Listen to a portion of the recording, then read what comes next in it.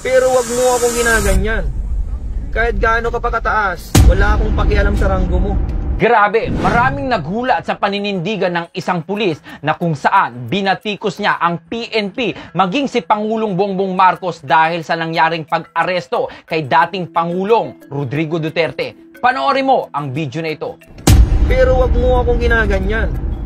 Kahit gaano ka pa kataas, wala akong pakialam sa ranggo mo. Diba? Wala akong pakialam sa ranggo mo. Kahit ano ka pa, kahit general ka pa. Kahit ikaw pa ang hepe ng PNP, kahit ikaw pa yung pinakamataas sa buong mundo, sabi ko na nga ba.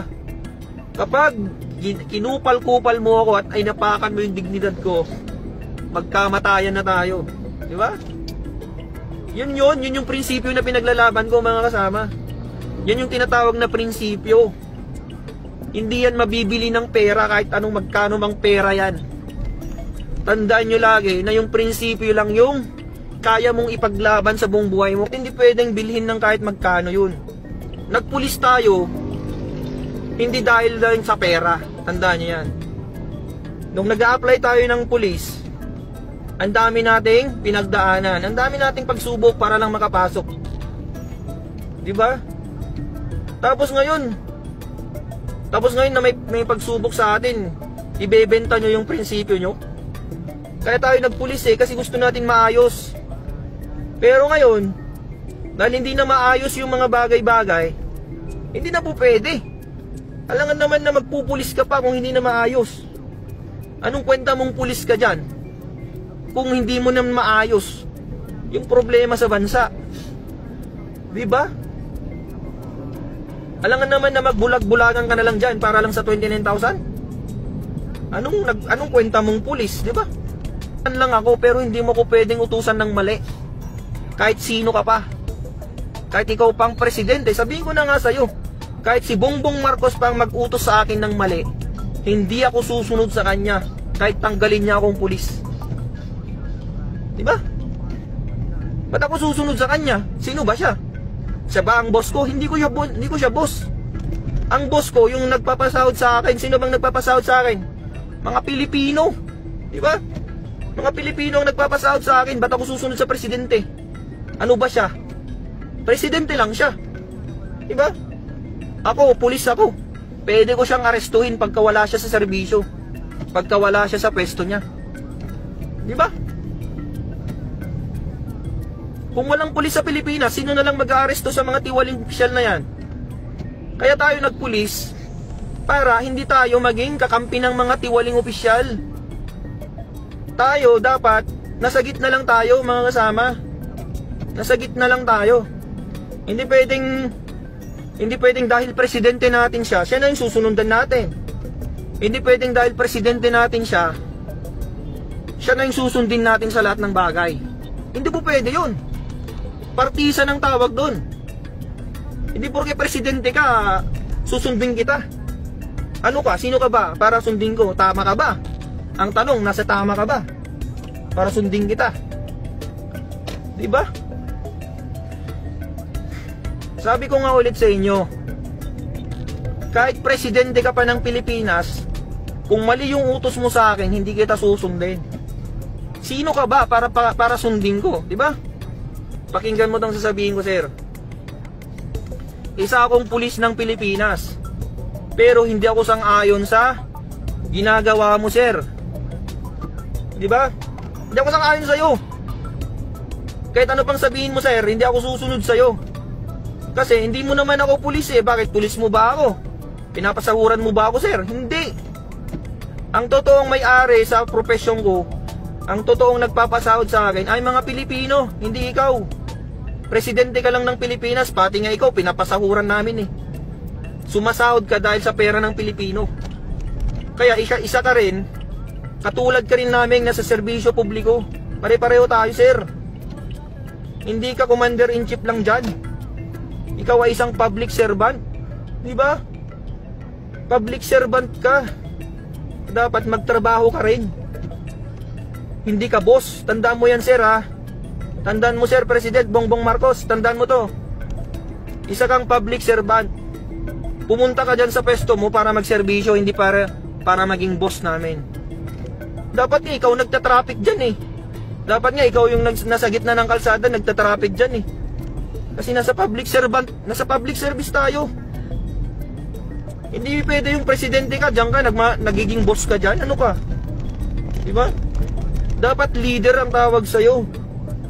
Hindi ka dapat nagiging boss dyan. Sino pa yung mga opisyal ng PNP dyan? Dapat kayo ngayon nasa gitna ng kalsada, dapat kayo yung leader. Hindi kayo boss dyan na parang hari kayo dyan na nakaupo sa napakagandang upuan para mag-utos-utos lang. Dapat leader kayo eh. Dapat kayong nangunguna sa serbisyo. Hindi yung nag-uutos-utos lang kayo dyan. Paano susunod yung mga tao sa inyo kayo mismo hindi nyo alam yung trabaho? Diba? Oh, hamunin ko kayong lahat dyan. Sa mga general dyan na nakaupo sa napakagandang upuan, sige, hamunin ko kayo.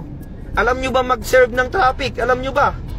Alam nyo ba kung paano mag-traffic sa gitna ng traffic, sa gitna ng kalsada? Baka di nyo pa alam yan.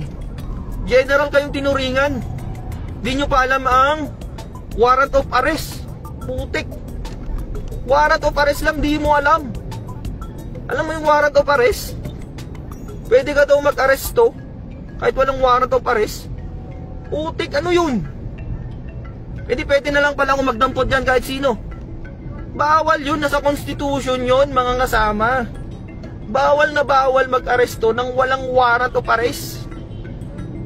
Pero kung meron namang preliminary investigation yung kaso, kung meron namang preliminary investigation, kailangan ipakita mo yung warrant of arrest. Parang yung nangyari kay Rodrigo Duterte.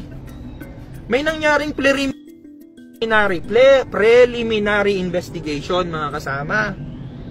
May nangyaring investigasyon. Tapos sasabihin nila, arestuhin kita kahit walang warrant of arrest. Pwede ba yun? Hindi po pwede yun, mga kasama. Kailangan ipakita mo muna yung warrant of arrest bago mo siya arestuhin. Bakit? Si Duterte ba tatakas ba yun kapag sinabihan mong may warrant of arrest siya? Hindi naman tatakas yun eh, tsaka hindi naman manlalaban yun eh. Prosecutor kaya yun, alam niya yung batas yun. Pero anong ginawa nyo sa kanya? Anong ginawa nyo sa kanya? Wala, mali yung ginawa nyo sa kanya. Inaresto nyo siya nang walang warrant of arrest at hindi nyo sinunod yung batas ng ICC. Ang sabi sa ICC, pagkatapos nyo maaresto yung isang tao, dapat dalhin nyo siya sa competent judicial authority, mga kasama. Competent judicial authority. Anong sabi ng administrasyon? Anong sabi ng administrasyon regarding that? Ang sabi niya, ay sabi nila, competent authority daw yung, competent judicial authority daw yung DOJ na nandun. Putik na yan. Anong klaseng pag-iisip yan, mga kasama?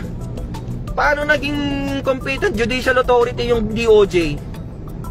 Ang DOJ, mga kasama, is considered as quasi-judicial. Quasi-judicial lang siya. Hindi siya fully competent judicial authority. Bakit? Korte ba ang DOJ? Korte ba ang DOJ? Siyempre hindi. Department of Justice is not a court. Ang sinasabi ng ICC, pagkatapos nyo mahuli si Duterte, dapat dalhin nyo sa competent judicial authority. Ano yung competent judicial authority na yan? In short, ang tawag dyan ay korte. Kahit anong korte sa Pilipinas, pwede. Pero anong ginawa? Dinala saan? Villamor Air Base, mga kasama. Bakit? Korte ba yun? Siyempre hindi korte yun. Walang judge dun eh. Sino magsasabi na tama o mali yung pagka-aresto niya kung walang judge? Siyempre kailangan mo ng judge para pero hindi nyo maloloko ang mga Pilipino. Ang akin lang, ang sinasabi ko lang is mali yung pagka-aresto kay Duterte. Ang mangyayari dyan, mga kasama, kapag unlawful arrest or invalid arrest, it's considered as papawalang bilanggo siya. Mapapalaya siya. Parang kayo nangyari kay Duterte. Kapag unlawful yung pagka-aresto sa kanya, ang mangyayari sa kanya, magiging invalid yung arrest niya. Ibig sabihin, kapag invalid yung arrest niya, mapapawalang bilanggo siya. Pwede siyang pabalikin sa Pilipinas. Patrolman ako, tuturuan ko mga general, putik. Nakakahiya tayo. Dismiss yung kaso, mapapawalang sala. Oh, yun, sabi. Walang sala si Rodrigo Duterte kasi mali yung pagka-aresto sa kanya.